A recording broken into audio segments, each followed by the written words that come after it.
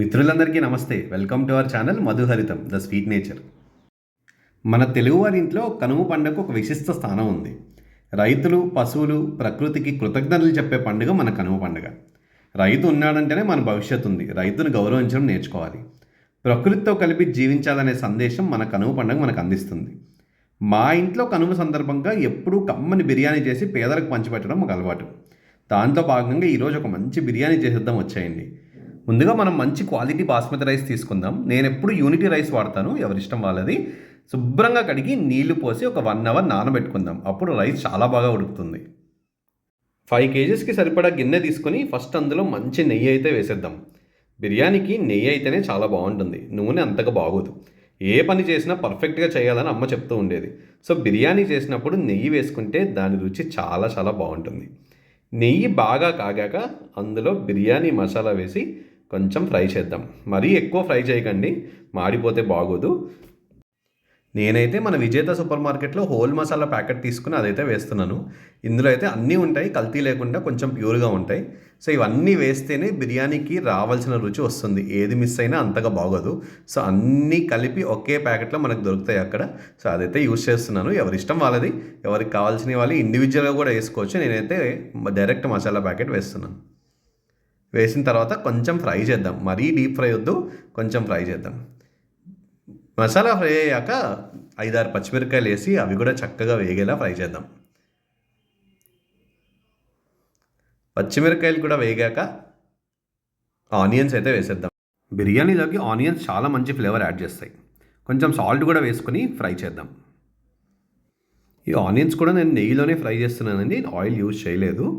ఈ onions golden brown colour వచ్చే వరకు ఫ్రై చేద్దాం. అలా అయితేనే టేస్ట్ చాలా బాగుంటుంది. ఇప్పుడు మనం ఫ్రెష్గా అప్పటికప్పుడు రుబ్బుకున్న అల్లం వెల్లుల్లి పేస్ట్ అయితే వేసేద్దాం. అల్లం వెల్లుల్లి పేస్ట్ అప్పుడే ఫ్రెష్ అయితే చాలా బాగుంటుందండి, బయట తీసుకోవద్దు, చాలా కల్తీ దొరుకుతున్నాయి. ఫ్రెష్గా రుబ్బుకొని వేద్దాం. వేసి అల్లం వెల్లుల్లి పచ్చివాసన పోయే వరకు ఫ్రై చేద్దాం. ఇప్పుడు ఫ్రెష్గా తరిగిన పుదీనా బాగా కడిగి, బికాజ్ పుదీనాలో కొంచెం మట్టి ఉంటుంది, బాగా కడిగి పుదీనా వేసుకుందాం. వెంటనే కొత్తిమీర కూడా వేసుకుందాం. వేసుకొని ఈ రెండింటిని బాగా ఫ్రై చేద్దాం. పుదీనా ఎంత బాగా ఫ్రై అయితే ఫ్లేవర్ అంత బాగా దిగుతుంది రైస్లోకి. చూసారా, ఫ్రెష్ కొత్తిమీర పుదీనా యూస్ చేసాము. బాగా ఫ్రై అయ్యేలా చేద్దాం. ఇదంతా నెయ్యిలోనే ఫ్రై చేస్తున్నానండి. నేను ఒక్క డ్రాప్ ఆయిల్ కూడా యూస్ చేయలేదు, ఎందుకంటే మనం పంచిపెట్టేది ఏదో కరెక్ట్గా చేద్దాం. సో అలా పుదీనా కొత్తిమీర కూడా బాగా ఫ్రై అయ్యేలా చేద్దాం. ఇదంతా ఫ్రై అయ్యాక మనం వాటర్ పోసేసుకుందాం. ఇప్పుడు వాటర్ క్వాంటిటీ చాలా ఇంపార్టెంట్ అండి. మనం 1 గ్లాస్ రైస్ తీసుకున్నప్పుడు బిర్యానీకి 1.5 గ్లాస్ వాటర్ అయితే వేయాలి. అందులో మనం రుచికి సరిగడా సాల్ట్ కూడా వేసుకుందాం. సాల్ట్ వేసుకున్న తర్వాత కొంచెం టేస్ట్ చూసి వాటర్ కరెక్ట్గా వచ్చిన తర్వాత దాన్ని బాగా బాయిల్ అయ్యేలా చేద్దాం. ఇలా వాటర్ బాగా బాయిల్ అయితే ఈ మసాలాలో ఉన్న ఫ్లేవర్ అంతా కూడా వాటర్లోకి దిగుతుంది. అప్పుడు చాలా బాగుంటుంది. చూసారా వాటర్ ఎంత బాగా బాయిల్ అయిందో. ఇలా వాటర్ బాయిల్ అయిన తర్వాత ఈ రైస్ వాటర్లోకి వేసేద్దాం. ఈ రైస్ వేస్తున్నప్పుడు రైస్లో ఉన్న వాటర్ మళ్ళీ రాకుండా చూసుకోండి, ఎందుకంటే వాటర్ క్వాంటిటీ పెరిగితే అన్నం మెత్తబడుతుంది. సో రైస్లో ఉన్న వాటర్ బాగా స్ట్రెయిన్ చేసి స్ట్రైనర్తో అప్పుడు రైస్ మాత్రమే వచ్చేటట్టు వేసుకుందాం. అప్పుడు రైస్ చాలా బాగుంటుంది. అలా వేసుకున్న తర్వాత రైస్ ఒకసారి కలుపుదాం. రైస్ ఎక్కువసార్లు కలపొద్దు, కలిపితే ముక్క విరిగిపోయే ఛాన్స్ ఉంటుంది. ఒక్కసారి కలిపి మూత పెట్టేద్దాం. మూత పెట్టాక పైన ఒక గిన్నెతో వాటర్ పెట్టి దమ్మేద్దాం.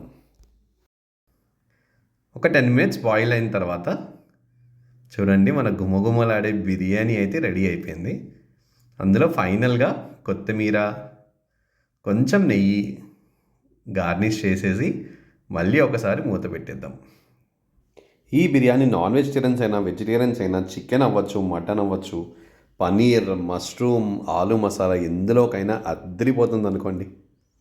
చూస్తేనే నోరు ఊరిపోతుంది కదా, కానీ ఇది మనకు కాదండి, ఈ పేదలకి. ఇంకంతేనండి. ఇంకో మంచి వీడియోతో మళ్ళీ కలుద్దాం. వీడియో కనుక నచ్చినట్టయితే లైక్ చేయండి, షేర్ చేయండి, సబ్స్క్రైబ్ చేయండి. సర్వేజన సుఖినో భవంతు. జై శ్రీరామ్.